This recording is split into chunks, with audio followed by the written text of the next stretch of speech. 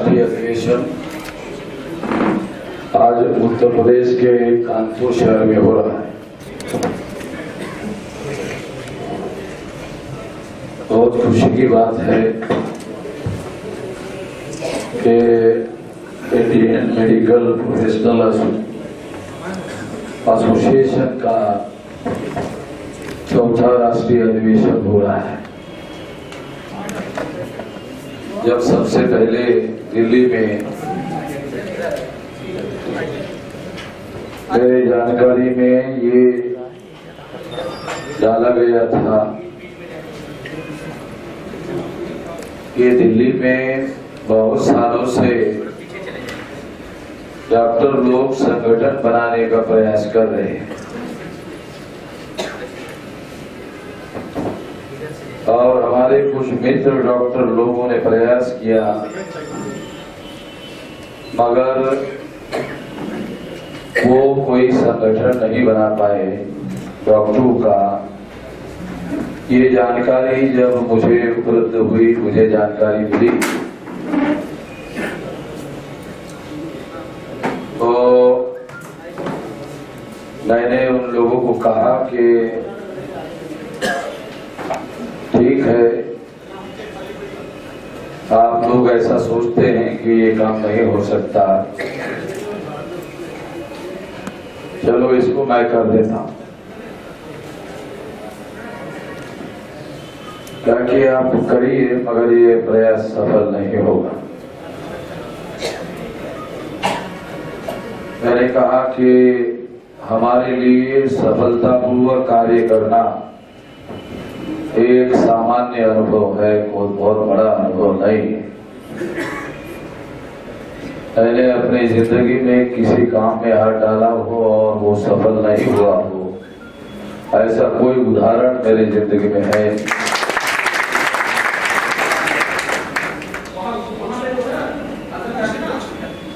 और हमने प्रयास किया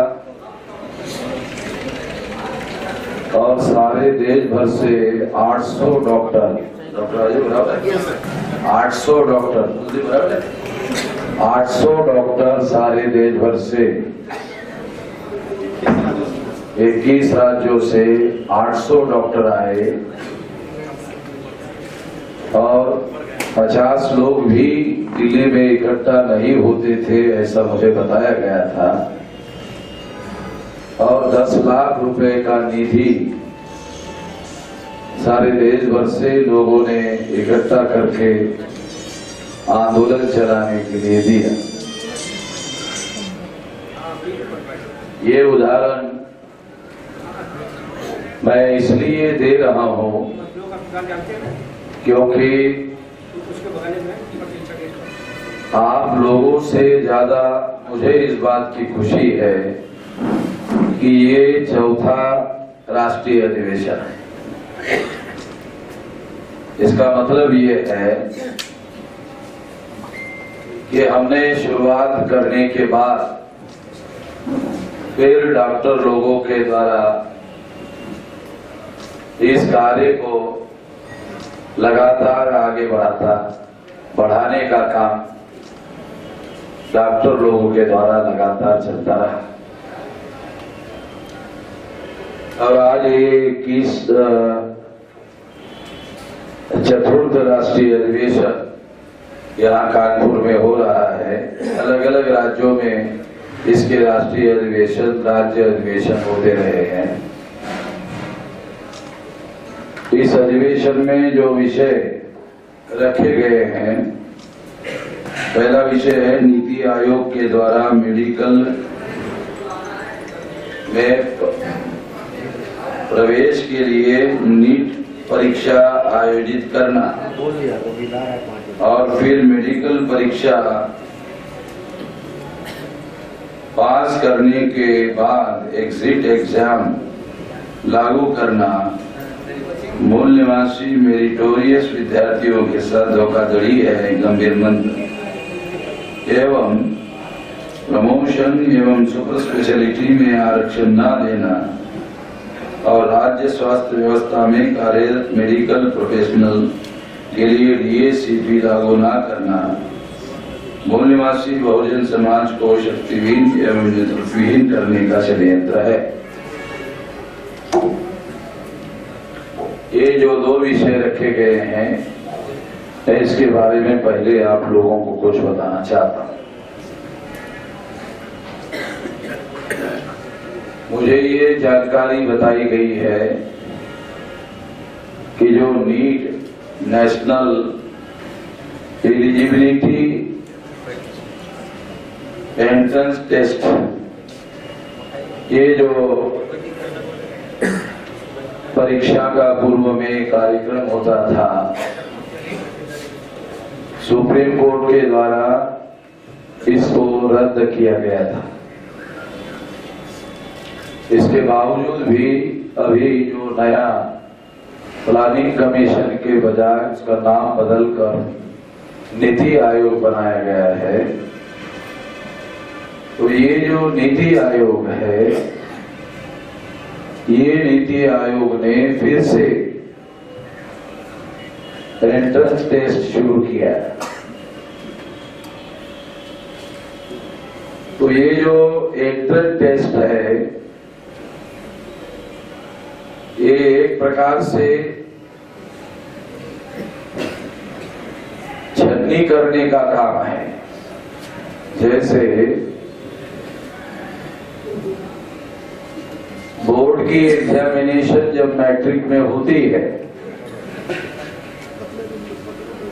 तो जो लोग फेल हो जाते हैं वो आमतौर पर दोबारा फिर एजुकेशन में आने की कोशिश नहीं करते हैं, तो उसकी छन्नी हो जाती है और वो ड्रॉप हो जाता है, फिर वो दोबारा आता नहीं। फिर 12th में फिर बोर्ड एग्जामिनेशन होती है, फिर ग्रेजुएट में एग्जामिनेशन होती है, फिर पोस्ट ग्रेजुएट में एमए में या एमएस में, एमडी में या इस तरह के कोर्सेज में होती है। तो ये जो है हर लेवल पर छन्नी करके उसको ड्रॉप करने का कार्यक्रम है, जिससे जो बैकवर्ड क्लासेस के जो लोग हैं, ये बैकवर्ड क्लासेस के लोगों को छन्नी करके उनको ये सारे प्रोसेस से आउट करने का तरीका है। अब ये जो नीट है, ये नीट ये एंट्रेंस के लिए एलिजिबिलिटी टेस्ट है। तो वो आप लोगों को उस व्यवस्था में एंट्रेंस ही रोकना चाहते हैं। एंट्रेंस को रोकने का तरीका है। अब हर लेवल पर हम लोगों को रोकने का कार्यक्रम चल रहा है। दूसरा है एग्जिट एग्जाम, कि आप अगर मान लो एमबीबीएस हो गए, तो एमबीबीएस अभी व्यवस्था है, एमबीबीएस होने के बाद आप प्रैक्टिस कर सकते हैं। अगर कल एग्जिट एग्जाम लागू हो गई तो ये एमबीबीएस पास होने के बाद देनी होगी। आपको ग्रेजुएट की डिग्री होगी मेडिकल साइंस की, उसके बाद देनी होगी। अगर इसमें आप फेल हो गए तो आप प्रैक्टिस नहीं कर सकते। एमबीबीएस की डिग्री आपके पास रहेगी, आप प्रैक्टिस नहीं कर सकेंगे। अगर आप प्रैक्टिस नहीं कर सकेंगे तो आपको मेडिकल प्रोफेशन में आपको कहीं पर नौकरी भी नहीं मिलेगी। तो ये जो ऊंचे जाति के लोग हैं, उन लोगों के लिए तो ये हानिकारक नहीं होगा, क्योंकि उन लोगों को बचाने वाली व्यवस्था बनी हुई है, उनके लोग वहां लगे हुए हैं।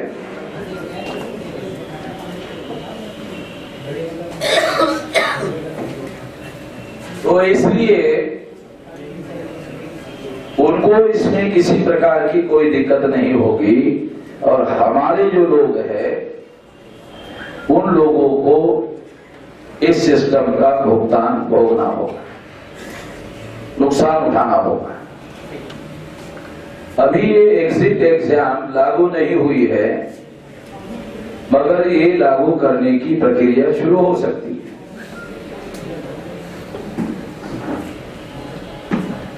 अगर ऐसा होता है और होने की संभावना ज्यादा है, सुप्रीम कोर्ट ने ऑर्डर देने के बावजूद भी दोबारा नीट शुरू कर दिया गया, एग्जिट एग्जाम भी उसी तरह से शुरू कर सकते हैं। और जो डिपार्टमेंटल प्रमोशन है, जो नीचे सब्जेक्ट है, वो डिपार्टमेंटल प्रमोशन जो समयबद्ध और कालबद्ध है, वो भी आप लोगों को रोकने का कार्यक्रम हो सकता है। ये सारी बातें हो सकती है। क्यों हो सकती है? क्या आपको देश के पॉलिटिकल सिस्टम में जो परिवर्तन आया हुआ है, क्या उस पॉलिटिकल सिस्टम के बारे में आपको सही आकलन है, जिसकी वजह से बहुत भयंकर परिणाम आने वाले समय में हमारे सामने आने वाले हैं। बहुत सारी शुरुआत हो चुकी है। वो पॉलिटिकल सिस्टम में क्या चेंज आया है, वो थोड़ी बात मैं आपको बताना चाहता हूं, जिससे आपको गंभीरता का एहसास होगा। 26 जनवरी 1950 को जब संविधान लागू हुआ तो उसके आधार पर देश में चुनाव हुआ 52 को, और जवाहरलाल नेहरू ने 3.5% ब्राह्मणों को 60% टिकटें देकर 47% ब्राह्मण चुनवा कर लाए, और कानून बनाने वाली जो संस्था है पार्लियामेंट, संसद, उस पर कब्जा किया ब्राह्मण ने। और उस पर कब्जा करने के बाद में उनके लिए जो सुटेबल कानून थे, वो सारे सुटेबल कानून बनाए। आप लोगों को किसी को पता नहीं है कि उन्होंने अपने लिए सुटेबल कानून कैसे बनाए। मैं आपको एक एग्जांपल देता हूं ताकि आपको पता चले। रिजर्वेशन में मेरिट कैसे डिसाइड होता है, ये फार्मूला उन्होंने बनाया। वो जो फार्मूला बनाया वो उन्होंने उनके फेवर में बनाया, निर्णय का अधिकार उनके पास होने की वजह से। जैसे जो लोग सत्ता में 2-3 हजार साल से काबिज है, और जो लोग सत्ता से 2-3 हजार साल से वंचित है, वंचितों को सत्ता में जो काबिज है 2-3 हजार साल से, उन लोगों के साथ कॉम्पीट करने के लिए कहा गया। एग्जामिनेशन में कोई कंसेशन है क्या कि पंडित को जो पेपर दिया जाता है, जो क्वेश्चन पेपर दिया जाता है, जो schedule caste, schedule tribe, backward class के बच्चों को कोई हल्के सवाल पूछे वाला क्वेश्चन पेपर दिया जाता है? कोई उनको इसमें कोई कंसेशन है? इसमें कोई कंसेशन तो है नहीं। तो ये एक एग्जाम्पल है, मगर सही एग्जाम्पल ये होगा, समझने के लिए सही एग्जाम्पल ये होगा कि जब हमारे लोगों को कंपटीशन में उतारा जाता है तो कंपटीशन ब्राह्मणों के साथ करने के लिए कहा जाता है, और फिर उसके आधार पर मेरिट डिसाइड होता है। Schedule caste, schedule tribe, backward class के लोगों को ब्राह्मणों के साथ कॉम्पीट करने के लिए कहा जाता है, और फिर दो जो हजारों साल से पावर पर कंट्रोल्ड है और जिनके पास विकसित बुद्धि है, अनुभव है, तजुर्बा है, सब कुछ है, उसके साथ हर तरह से वंचित लोगों को कंपटीशन में उतारने के लिए कहा जाता है, और फिर उसके बाद उसका मेरिट डिसाइड होता है।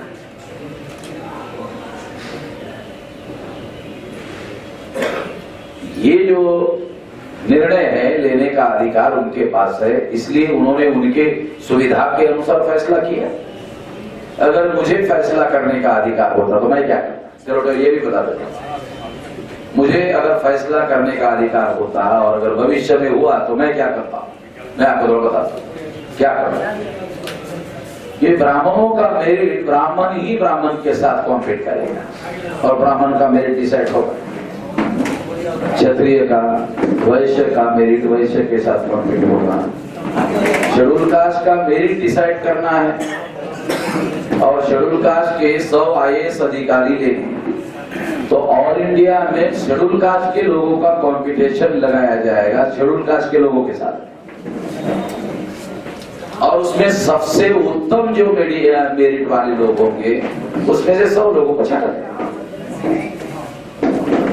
बैकलॉग रहेगा, एक नए आदमी का बैकलॉग नहीं रहेगा,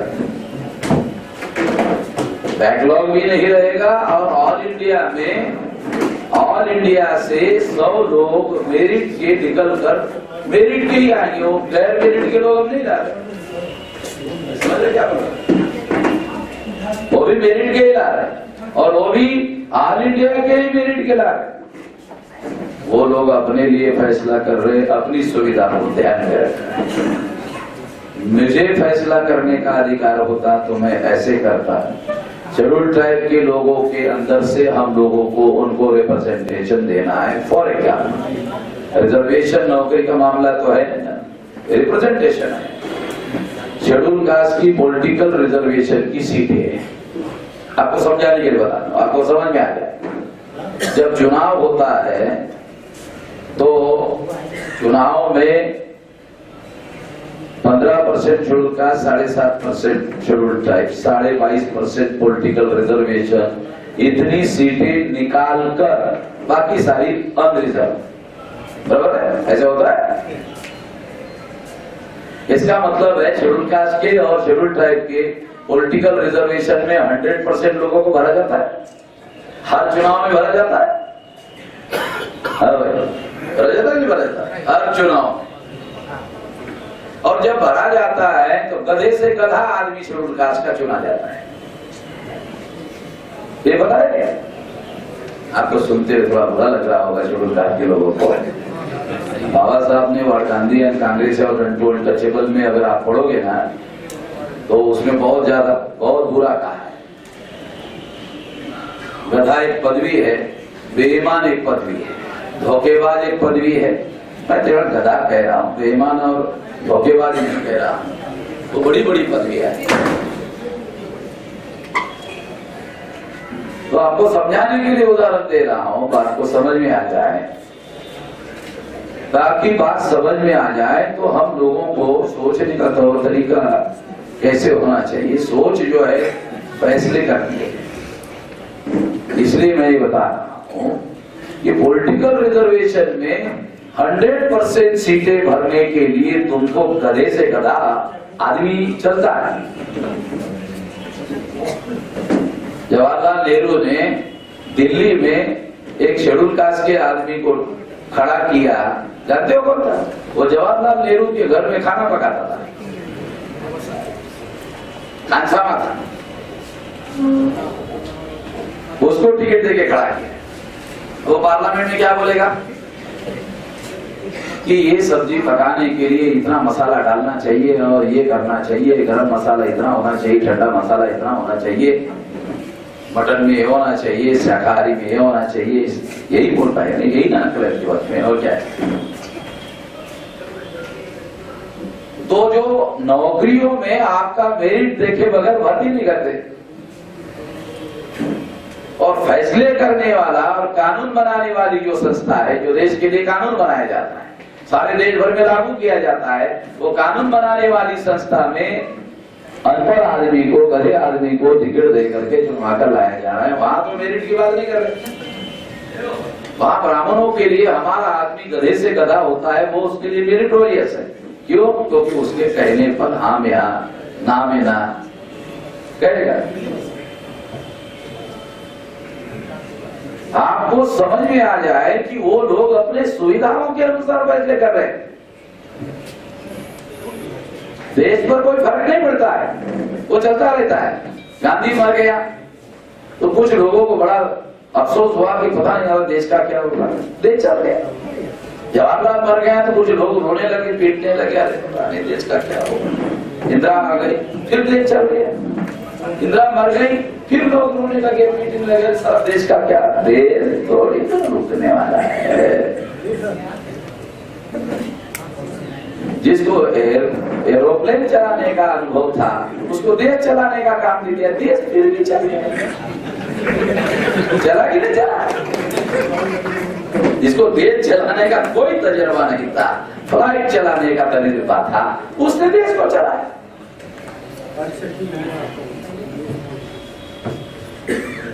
तो देश तो चलता रहेगा। कल हम लोगों को मान लो चलाने का मौका मिला तो हम अपने लोगों के सुविधाओं के अनुसार फैसले करेंगे, और उसमें वो लोग बोलेंगे नहीं ये मेरिटोरियस लोग नहीं, अरे भाई शेड्यूल कास्ट के लोगों की, शेड्यूल ट्राइब के लोगों की, और ओबीसी के लोगों की, एमबीसी के लोगों की ऑल इंडिया की एग्जामिनेशन होगी, और उसमें जो सबसे मेरिट वाले लोग हैं वही ना आएंगे। हम कौन से गैर मेरिट वाले लोगों को लाने की बात कर रहे हैं? अभी तो मेरिट की बात कर रहे हैं। केवल मेरिट निकालने का जो तुम्हारा तरीका है वो तरीका हम थोड़ा बदल रहे हैं, बस बाकी नहीं। मेरिट तो ये भी होगा।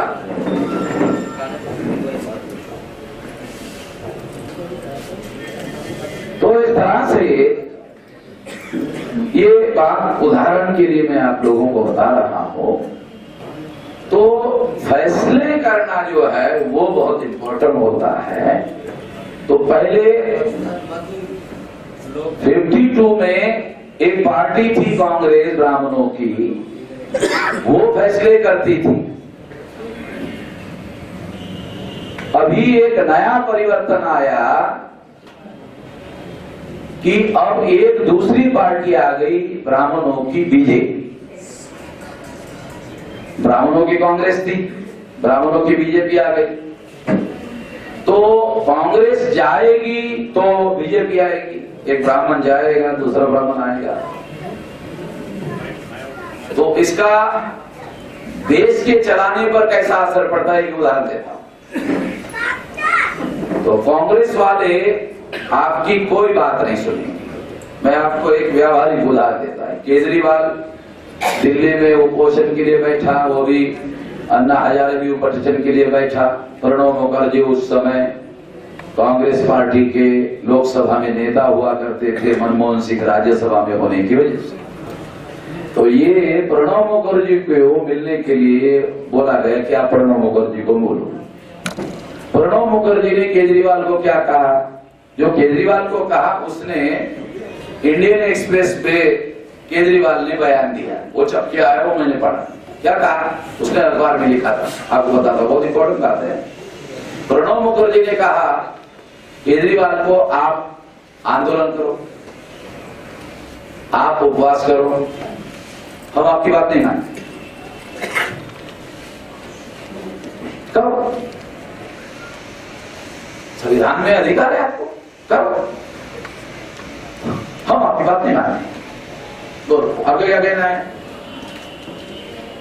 आप आंदोलन करो, आप उपवास करो, मगर हम आपकी बात सही भी है, हम नहीं मानते। हम बोलो क्या करो, क्या करो, नहीं मानते।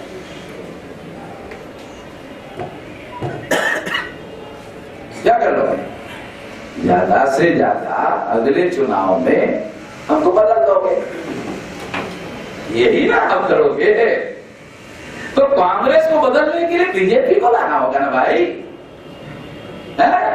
कांग्रेस को बदलने के लिए केजरीवाल तो नहीं बदल सकता, कांग्रेस को बदलने के लिए बीजेपी को लाना होगा। चल ठीक है, बीजेपी को आप लाए। बीजेपी तुम्हारी बात मानने वाली है।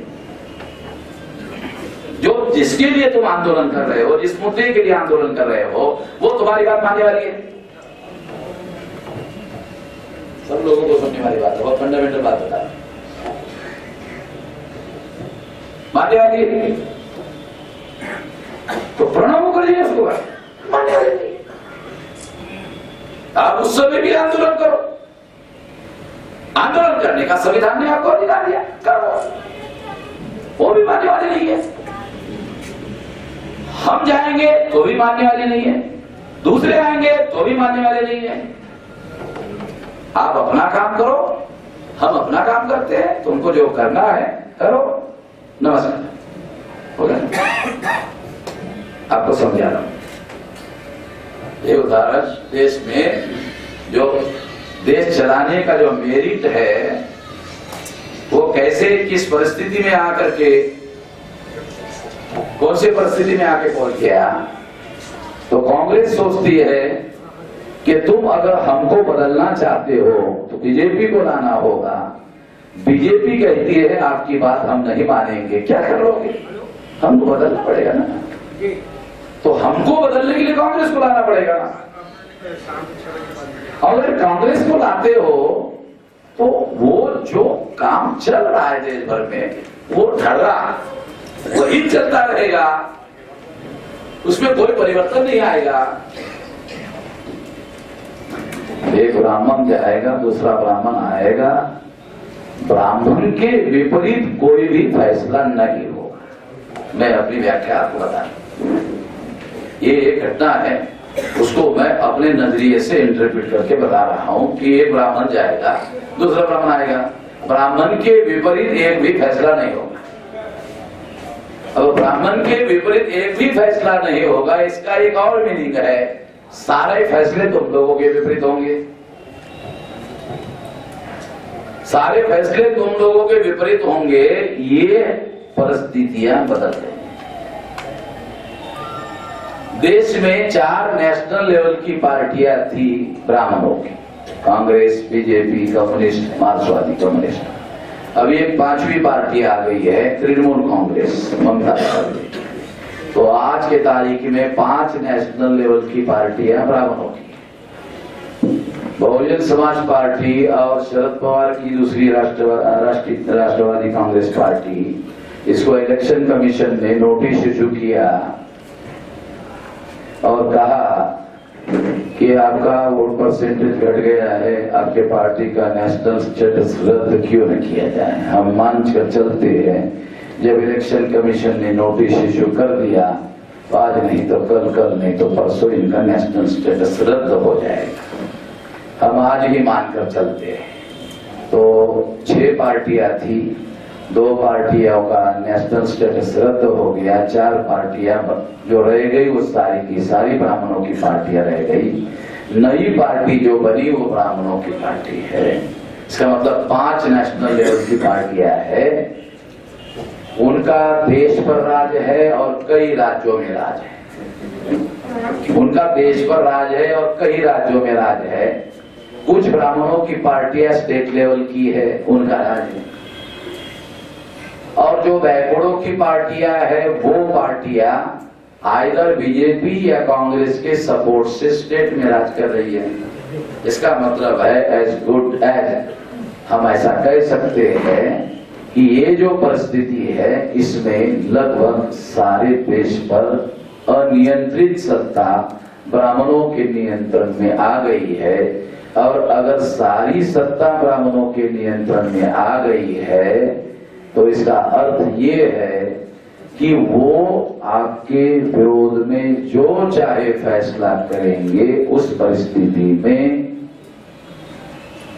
अभी परिवर्तन बहुत ज्यादा मुश्किल हो गया। जो पॉलिटिकल सिचुएशन डेवलप हो गया वो ये है, पहले रूलिंग में ब्राह्मणों की पार्टी होती थी, अपोजिशन में दूसरा मामला होता था। अभी अपोजिशन में भी मेन ब्राह्मणों की ही पार्टी आ गई है और मेन ब्राह्मणों की पार्टी आनी चाहिए बीजेपी। इसके लिए कांग्रेस ने ही कोशिश की। अभी बीजेपी को पूर्ण बहुमत मिला, कांग्रेस ने बीजेपी को पूर्ण बहुमत मिले इसके लिए बहुत बड़ा षड्यंत्र किया।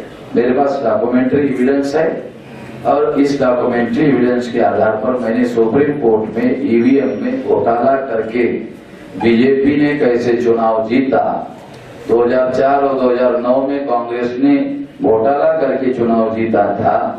इसके डॉक्यूमेंट्री सबूत सुब्रमण्यम स्वामी के हाथ लगे। उसने सुप्रीम कोर्ट में केस दायर किया और फिर कांग्रेस ने आरएसएस के साथ गुप्त समझौता किया और समझौते के तहत आरएसएस बीजेपी को ये कहा गया कि घोटाला करके चुनाव जीता, इसके विरोध में आप किसी प्रकार का आंदोलन मत करो। और परिणामतः हमने 2 बार घोटाला करके चुनाव जीता, तुम भी 2 बार घोटाला करके चुनाव जीतो। ऐसा समझौता हुआ।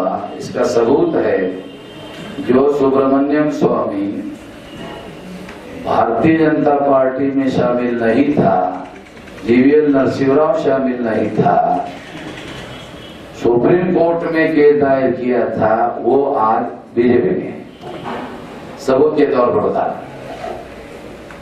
तो इस तरह से ये जो सिचुएशन है बीजेपी को लाने की, तो कांग्रेस ने ही लाया हुआ।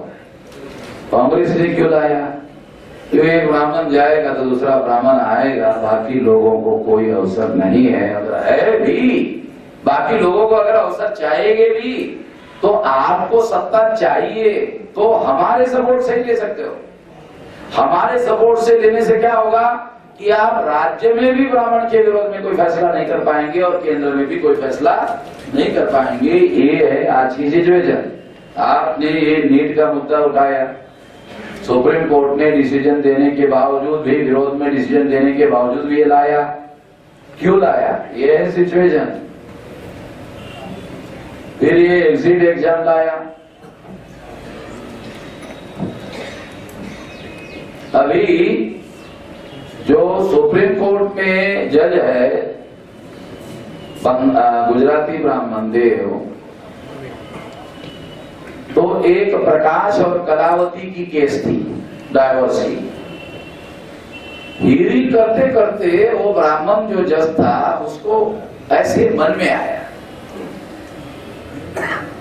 प्रकाश और कलावती के डाइवोर्स केस में, तलाक की केस में, उसने कहा जज ने, अरे मुसलमानों की औरतों के साथ बहुत बुरा हो रहा है, केस का कोई संबंध नहीं है, मुसलमानों की औरतों के साथ उसका कोई संबंध नहीं है, केस प्रकाश वर्सेस कलावती,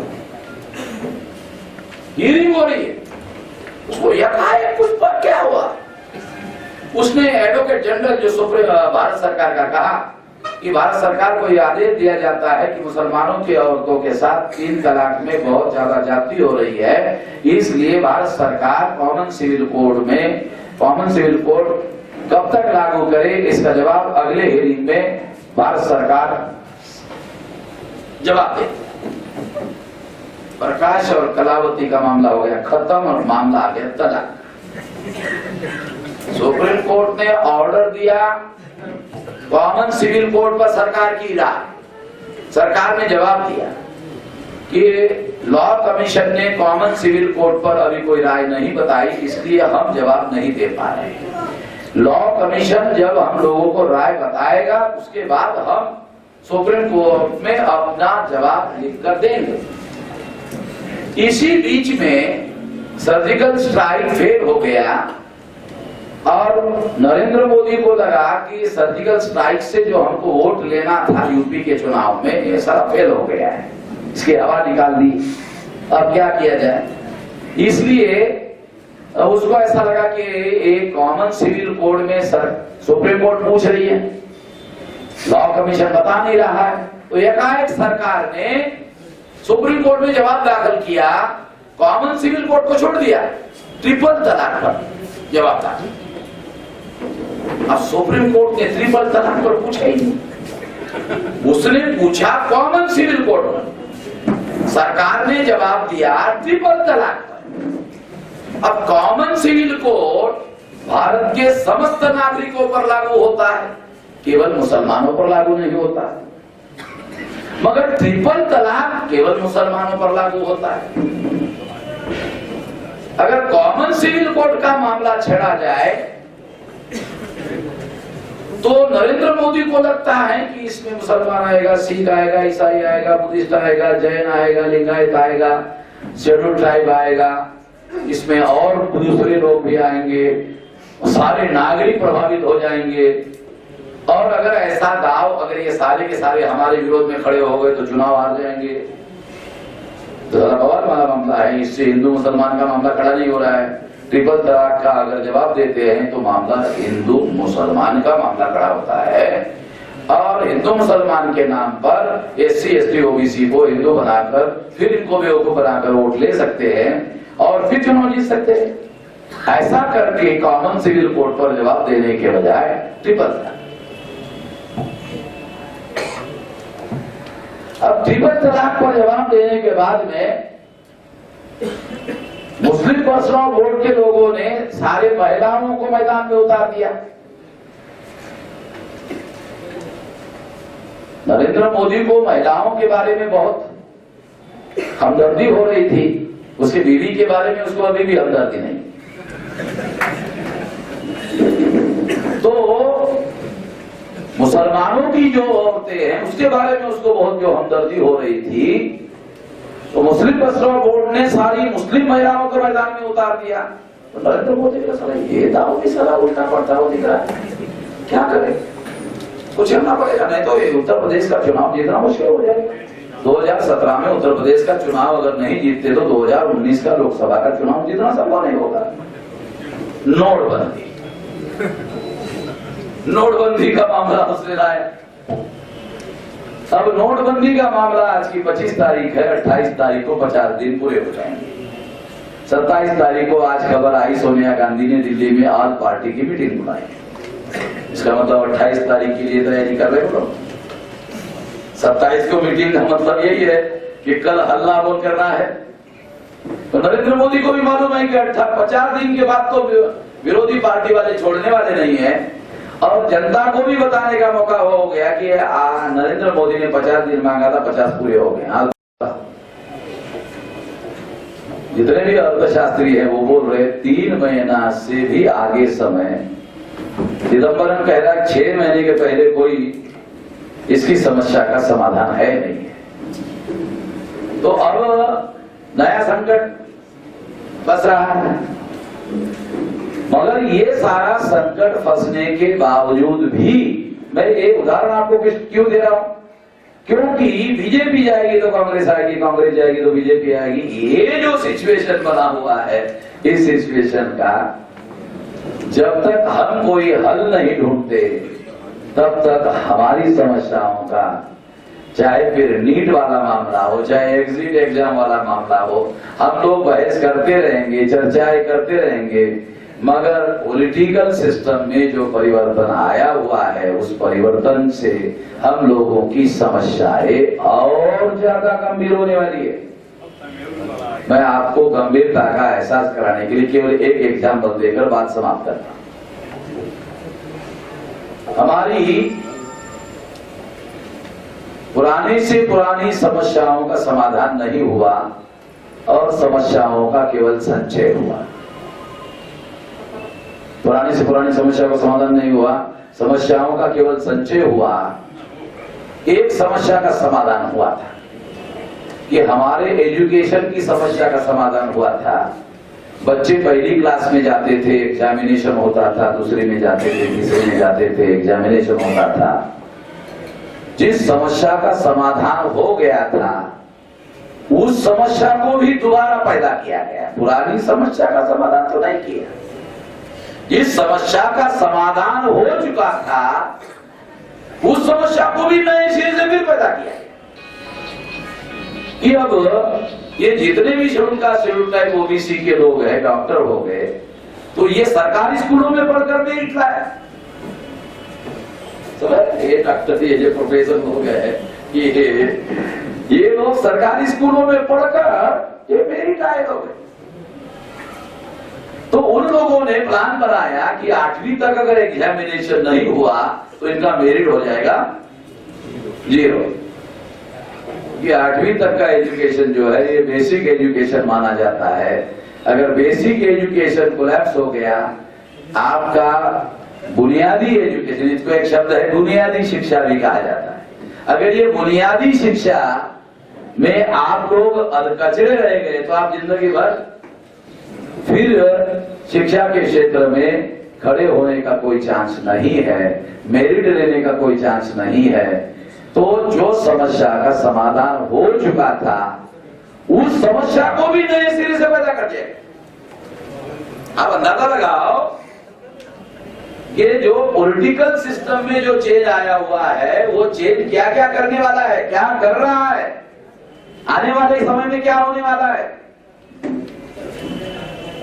मेडिकल एरिया में, मेडिकल का उदाहरण देके बात समाप्त करता हूं। अभी पहले एक आंकड़ा आया था 10 लाख बच्चे हर साल कुपोषण से मरते हैं। उसमें 29% बच्चे शेड्यूल टाइप के, 21% बच्चे शेड्यूल टाइप के, 20% बच्चे ओबीसी के और 21% बच्चे देहात। ये भी हमारे ही लोग हैं देहात। ये आंकड़ा यूनिसेफ ने पब्लिश किया, इंटरनेशनल यूनाइटेड नेशंस ऑर्गेनाइजेशन की एजेंसी है, अखबार में भी आया था। अब आंकड़ा 10 लाख का आंकड़ा 15 लाख हो गया। मैं कुलदीप को पूछा ये 10 लाख का आंकड़ा बराबर है क्या, तो उन्होंने एक खास बात बताई, ये तो सैंपल है ये सैंपल है, वही गुना ज्यादा है। इनका एक शब्द था कि ये सैंपल है, ये आंकड़ा कई गुना ज्यादा है। मैं जब दादर में भाषण कर रहा था, डॉक्टर पाटिल मेरा भाषण समाप्त होने के बाद मुझे स्टेज पर आके मिला। तो पाटिल ने कहा, इस्लाम जी मैं सरकार की उच्च स्तरीय समिति का सदस्य हूं बॉम्बे में, तो आपको ये बात बताना चाहता हूं कि आपने जो कहा वो अधूरा है। अरे मैंने कहा ये भी अधूरा है, इसी से तो हमारा पूरा सत्यानाश हो रहा है। ये अधूरा है, हाँ अधूरा है। इसका मतलब पूरा ही लगता है प्लान बनाया हुआ है हमारे लोगों को मारने का, हमारे लोगों को मारने का प्लान बनाया है। मुझे अगर बताओ, मैं जानकारी चाहता हूं। तो डॉक्टर पाटिल ने मुझे कहा कि कुपोषण की वजह से बच्चों का ब्रेन अर्ध विकसित होता है। मैंने कहा ये क्या क्लिनिकली प्रूव है? Clinically prove. इसमें यूरोप और अमेरिका में रिसर्च हो चुका है कि जो बच्चे या जिसके माँ बाप कुपोषण के शिकार है उसके बच्चे 5 साल की उम्र तक, 6 साल की उम्र तक पूरा ब्रेन विकसित होता है। वो ऐसे बच्चों का पूरा ब्रेन विकसित नहीं होता है। अगर ऐसे बच्चों का पूरा ब्रेन विकसित नहीं होता है तो जो ब्रेन ही विकसित नहीं है पूरा, उस ब्रेन में मेरिट कहां से डेवलप होगा? तो मेरा ऐसा मानना था, या डॉक्यूमेंट्री एविडेंस है, हमारे मेरिट के साथ ब्राह्मण मुकाबला नहीं कर सकते। मेरा ऐसा मानना है, मेरे पास डाटा नहीं था मगर मेरा ऐसा मानना था। तो मैं इसके लिए अपना एक कल्पना से डाटा बताता हूं, तो आपको भी बताता हूं कि ब्राह्मणों की संख्या 3.5% ऑल इंडिया में है। देश की संख्या मानो आज 130 करोड़ के लगभग है, मगर हम समझने के लिए, उदाहरण के लिए बताता हूं, 100 करोड़ है। तो 3.5 करोड़ ब्राह्मण है, तो 3.5 करोड़ हो गए ब्राह्मणों की संख्या। एससी, एसटी, ओबीसी और माइनॉरिटी की संख्या 85%, 100 करोड़ में हम लोग 85 करोड़। ब्राह्मणों की संख्या हो गई 3.5 करोड़। अगर ब्राह्मण 100% पढ़ा लिखा हो गया तो कितना करोड़ हो गया? 3.5 करोड़। अगर हम लोग 85 करोड़ में से 25% पढ़े लिखे हो गए, 85% में से 25% पढ़े लिखे हो गए, तो 85% को 100 मानो परसेंटेज निकालने के लिए, तो आंकड़ा होगा 21 करोड़ 25 लाख का। अगर आपके लोग 25% पढ़े लिखे हो गए और 75% गधे रह गए और 25% ही पढ़े लिखे हो गए, तो आंकड़ा होगा 21 करोड़ 25 लाख। अगर 21 करोड़ 25 लाख पढ़े लिखे हो गए 25% से, और ब्राह्मण 100% पढ़े लिखे होकर भी 3.5 करोड़ हो गए, मुझे लगता ब्राह्मण शिक्षा में हमारा मुकाबला नहीं कर सकते। एक वजह है जिसकी वजह से वो 8वीं तक हमारे बच्चों को प्लान बनाकर फेल कर रहे, मेरिट विकसित नहीं होने दे रहे। सारा यूरोप, सारा अमेरिका अपने बच्चों का मेरिट विकसित हो इसके लिए जंग बचा रहे, और भारत सरकार प्लान बनाकर हमारे बच्चों में मेरिट विकसित नहीं होना चाहिए, इसके लिए भारत सरकार काम कर रहा है। इसमें सबसे भयंकर बात कि अगर इनको कुपोषण से मारा जाए तो इनके पैदा होने वाले बच्चों का ब्रेन अर्ध विकसित होगा। जब ब्रेन ही अर्ध विकसित होगा तो अर्ध विकसित ब्रेन में मेरिट डेवलप होने का सवाल ही नहीं है। तो इसके 2 परिणाम होंगे। एक तो कुपोषण से हमारे लोगों को मारने का प्लान बनाया गया, तो ये 83 करोड़ लोग कुपोषण से मारने का जो प्लान है उसमें 83 करोड़ लोग, और जो लोग मरेंगे नहीं जीवित रहेंगे वो अर्ध विकसित। तो पाटिल का कहना था जो मर गए वो जीवन के संघर्ष से मुक्त हो गए, जो जीवित हो गए उस जीवित रह गए वो जीवन के संघर्ष में टिकने वाले नहीं है। उनके लिए मरने वालों से ज्यादा खतरनाक हालात पैदा होंगे, क्योंकि वो जीवन के संघर्ष में टिकने वाले नहीं है। ये जो देश में एक ब्राह्मण जाता है दूसरा ब्राह्मण आता है, ये जो शासन की गुणवत्ता में ये परिवर्तन आया, इसकी वजह से इतना भयानक परिणाम हो रहा है, इतनी भयानक बात है। और इसमें संसद, कार्यपालिका, न्यायपालिका, मीडिया, सारे के सारे लोग मिलकर काम कर रहे हैं। बहुत बार लोगों को भ्रम लगता है कि न्यायपालिका और सरकार में टकराव हो रहा है, ये लोगों में भ्रम पैदा करने के लिए हो रहा है, ये भी सही नहीं है।